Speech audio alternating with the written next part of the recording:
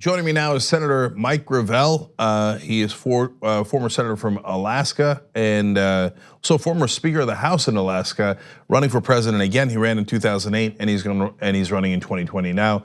Senator Gravel, welcome back to the Young Turks. Thank you very much.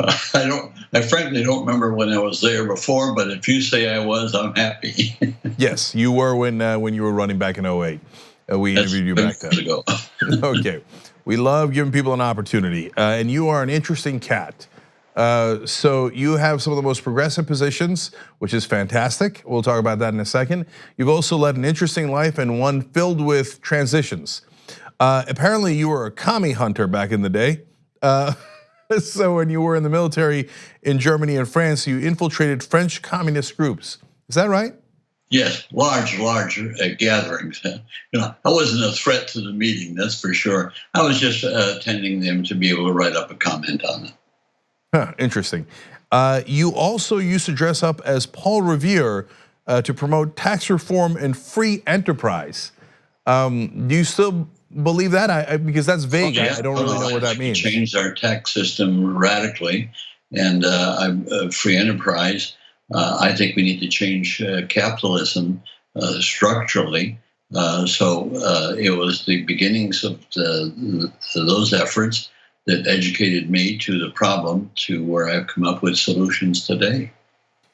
So you have also been right on many issues, to the point where the country has drifted to where you were and still are.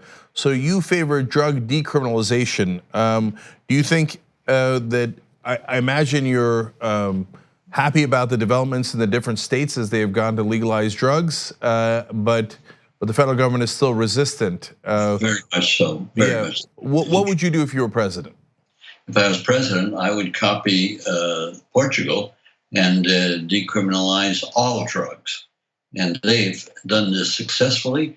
It lowered the crime rate. It lowered the rate of people getting hooked, and it provided a process where people, if you need a drug to sustain yourself, then get a prescription, go see a doctor, and get the prescription filled, and then go back to work at your job, rather than criminalize it, where you put them in jail, where they commit crimes in order to get the money for the drug.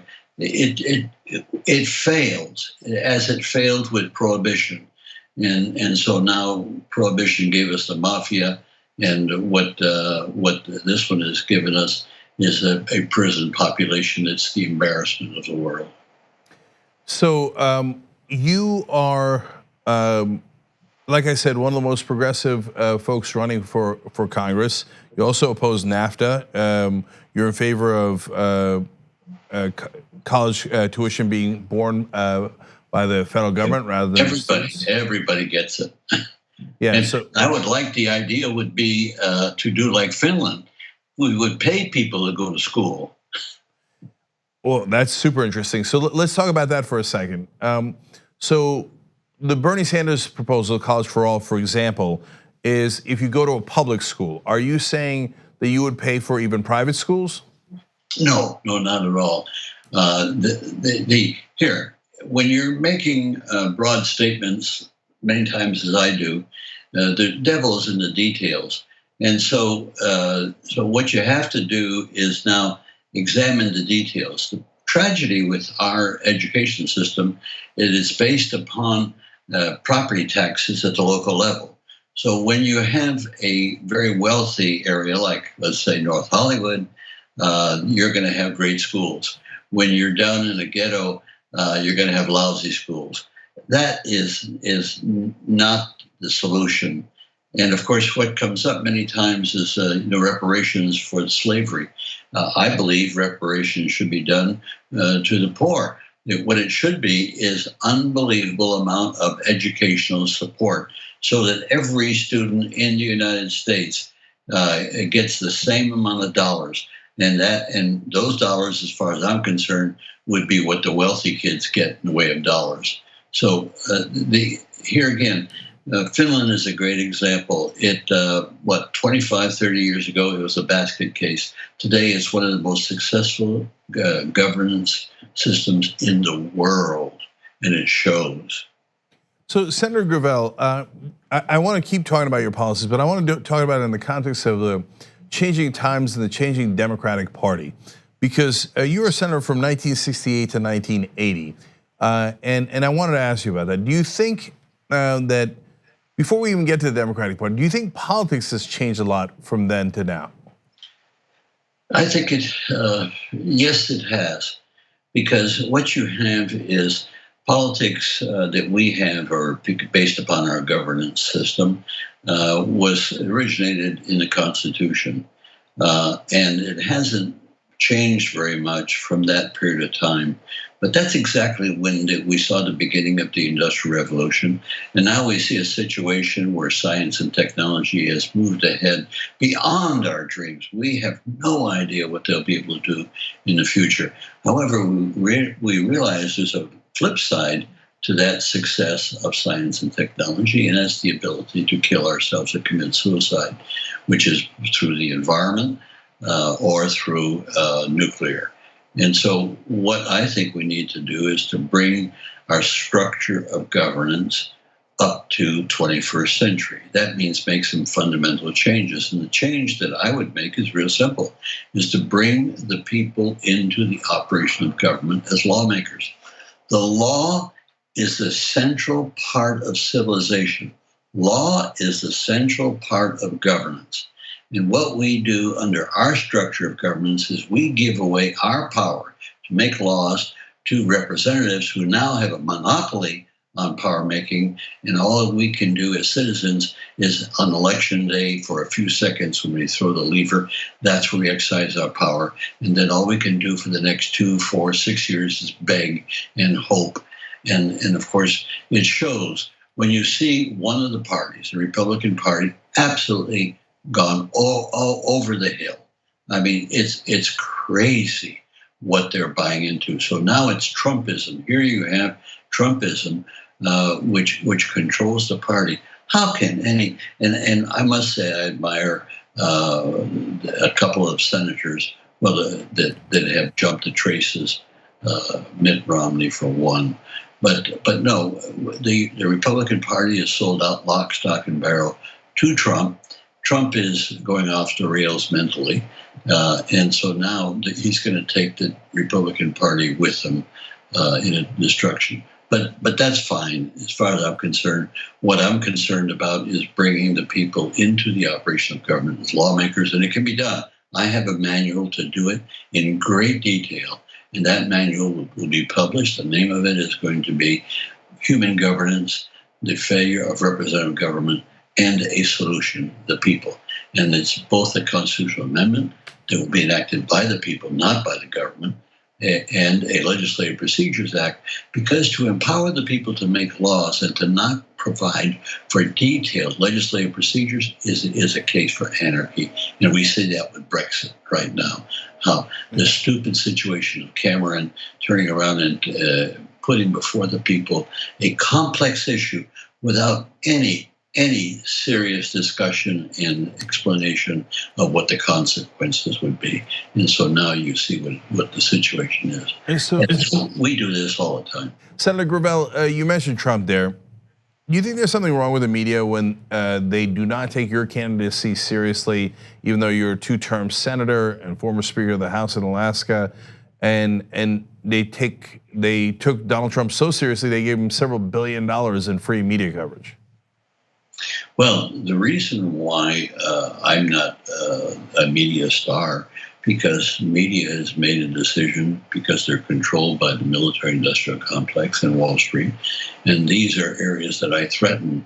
And so the only way to do it is to turn around and make sure that Gravel doesn't get any time in the media. Now, I get it. When I was in 2008, I was on 7 debates. And if you want to look at those debates, that's what's causing all the visibility and the celebrity status that I have today, was what I did in 2007 in the debates. But it was the Democratic Party along with General Electric that conspired to get me out of the debates. But I frankly would not have chosen to run if it hadn't been for these young kids. My campaign managers are David Oakes, who's 17, and Henry Williams, who's 18. One is going into Oxford in the fall, just graduating from high school, and the other is a freshman at Columbia. When they came to me, they said, "Senator, would you run for president?" I said, "Do you have any idea how old I am?" And they said, "Never mind. That's not of consequence. What's of consequence is the fact the position you have on these issues and your outspokenness in this regard. And you're showing a good one there where I take on Obama and the others." So actually, I want to go to that clip here. And I agree with you that it's not a matter of, and I agree with your campaign managers, not a matter of age. It's a matter of whether your ideas are old or they're That's fresh. what it's all about. Yeah, Biden and Sanders are about the same age, but Sanders' ideas appeal to the young and would actually. Sanders, he and Tulsi Gabbard, along with Warren, are the real people to be focused on for the presidency. And any one of them can beat Trump, hands down. Trump is going to beat himself. And if he has any suction, it will come from the mistakes that the Democrats make. And one of the key mistakes is, of course, that we want Joe Biden a centrist. He's not a centrist. He's a conservative. He's on the right.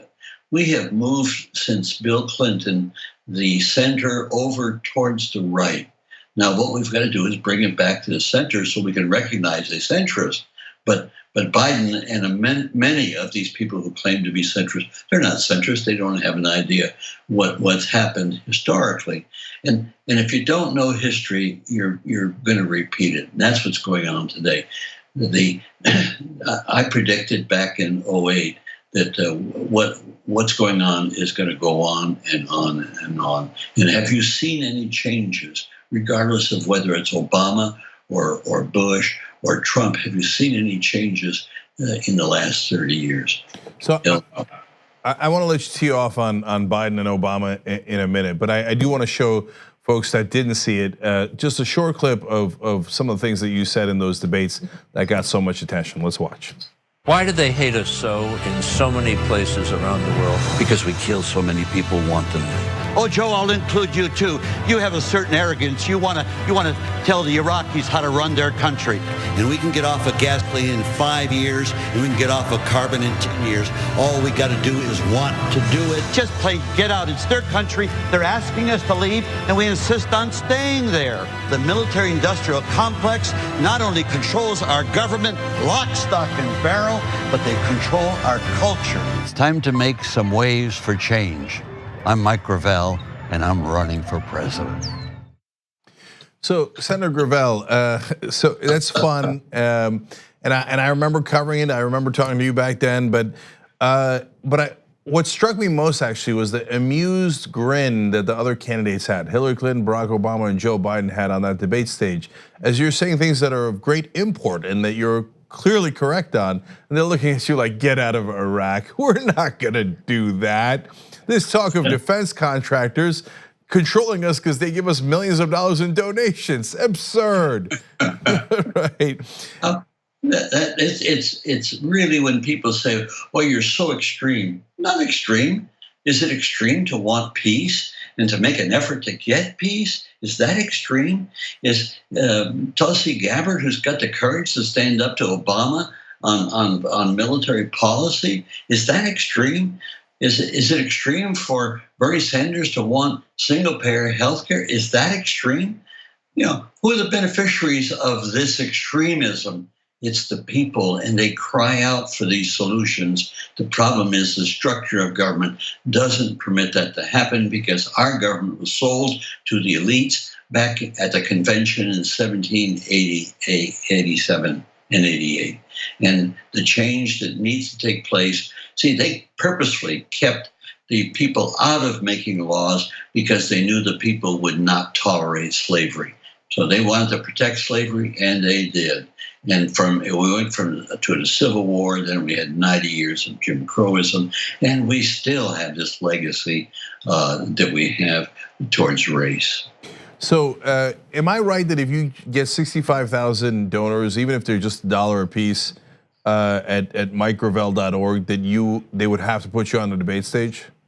Well, or either that or they have a big embarrassment because I wouldn't go quietly. and so we're talking about the support that I have is from the millennials. And so if they don't let me here, as long as my voice is, I won't go on the stage with any big stepping enthusiasm, but I've got a voice, and I can articulate the views that I have, and call the others on it. You know, the people who turn around and say, "Oh, I'm going to unify the party," we're going to solve these problems. This is the Joe Biden shtick. It doesn't mean anything, because here the Republicans are crazy at this point. The whole party is employed. So you're going to try to make a compromise with a party of a bunch of crazies? That's what most of them are saying, because that sounds reasonable. Oh yeah, we're gonna all work together. No, Joe was an adult. He was chairman of the Judiciary Committee when he made the decision to not call up the two ladies that could be corroborating Anita Hill. And then, of course, Lynn, he was the one that permitted Specter, who had been a prosecutor, to savage Anita Hill. In addition to that, Biden is the one who changed the bankruptcy law so that students wouldn't be able to bankrupt themselves and get rid of their educational bills. They're going to take these bills to the grave. And of course, Biden voted for the war.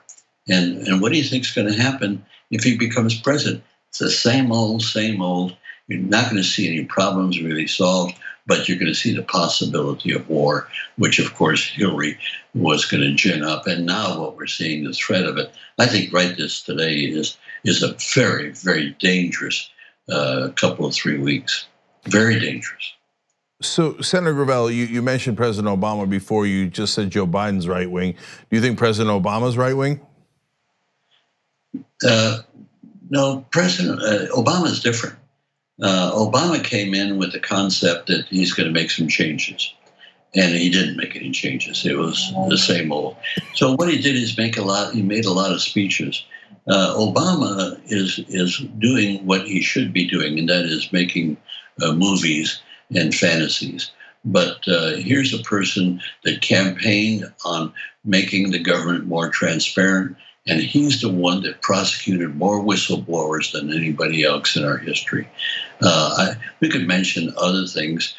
Here, stop and think of the mental attitude that a president has to have when on every Tuesday some military officials would come over and you'd go through a list of who you're going to kill that day with drones. That's assassination. And then, of course, during Obama, people like to say, well, we didn't have the renditions. Hey, we still have renditions today, and we had renditions under Obama and under Trump. It's just that when you look at the budget for the CIA, it's a secret budget. And how do you know what the hell's going on? Except that if you have some experience of following this stuff, you can incite what is really going on.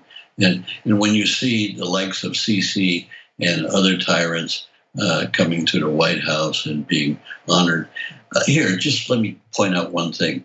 We sanction people. Right now, we're killing about, the figures I've heard is 44,000 kids in Venezuela. This is what we're doing in order to get rid of Maduro. Well, why don't we just stop the sanctions, let the community prosper if it can under their system, and if it can't, let the people make the changes. Why do we think we're so arrogant?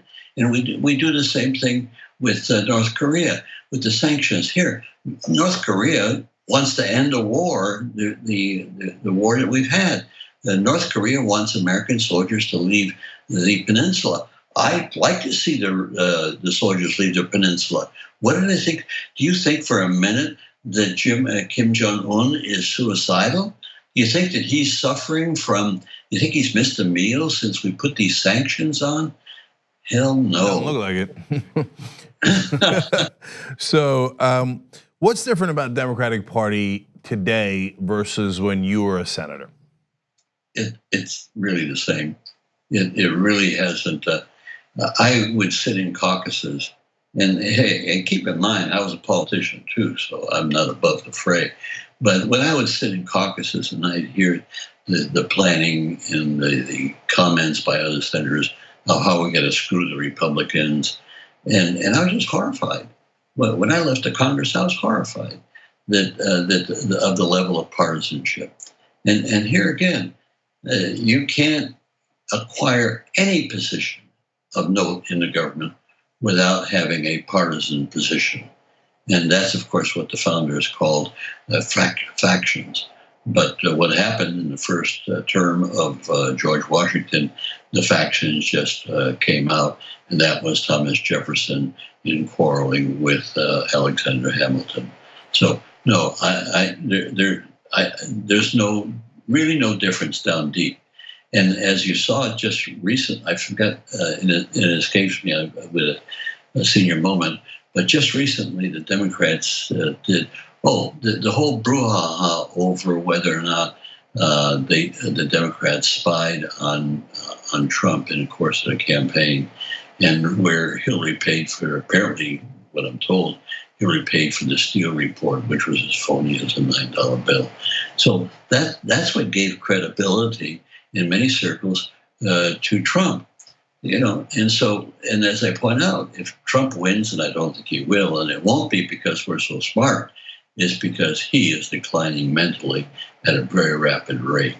But here again, with that in mind, we should go for the whole enchilada. And that's what I think that Tulsi Gabbard and Bernie and Elizabeth Warren can do, is not compromise before you even go to war, not compromise before you even engage in the legislative battle. And that's what they're talking about. Oh, we got to come together with these crazy Republicans who don't want to compromise on anything. Have we not learned anything from Obama's failure? When Obama got elected, Mitch McConnell, who's probably the worst architect to damage our Constitution than any other elected official in history, but Mitch McConnell made a statement shortly after Obama got elected saying that it is my intention to spend my energies, and my top priority is to make sure that Obama fails. I wouldn't want anybody to fail in public office. And we do need some very intelligent people and some people of goodwill and integrity in public office. But that's not the answer. If Bernie Sanders and Tulsi and Warren want to get their agenda through, keep in mind that if the Democrats take over the Senate, they got the House, and I think they'll keep the House, but if they take over the Senate, 40 Republicans can stop anything. Stop anything. So where do you think they're going to get all these things enacted into law? The only answer is to spend the first year helping get the legislature of the people in operation, and as a result of a national election not conducted by the government. I have no faith that the government wouldn't sabotage this effort. Right. And the elites. Once the elites realize what we're talking about, they'll go bonkers, because what we're talking about is empowering the people to make laws. And once they can make laws in partnership with their elected officials who have a monopoly presently that supports the elites, that's all going to be gone. And it'll be a win-win. The people will make the policy, and the representative government will handle the minutia that needs to be done on a day-to-day basis. So, Senator Gravel, one last thing real quick. How did money affect you during your Senate career, if at all? And do you think that situation with money in politics has gotten significantly worse? No, money did affect me. I'm not above that. When I was in office, one of the things I did is I took half of the money that I was going to get reelected on. I wasn't keen on being reelected. I just was fed up with the representative government. I think 12 years is enough to be there. And so what I did is I spent the money on an economic program that would enrich the people of Alaska. When I lost in the primary, there was no more money to make this. And the governor, who was a Republican governor, was dumb as a fence post. and he didn't understand this, and a lot of other people. The same thing we have right now when people look at making the people lawmakers. People roll their eyes over the details of it. Well, what do you think the details are in the operation of the representative government we have? And keep in mind, our representative government is run by a minority. I'm talking about putting in power the majority. We don't have a majority in the United States today.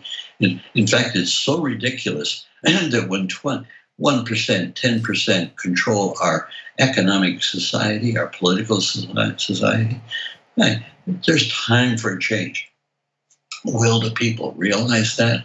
That's the reason why I'm getting my voice back, because what happened is I had given up. I had reconciled myself that I would not live to see direct democracy.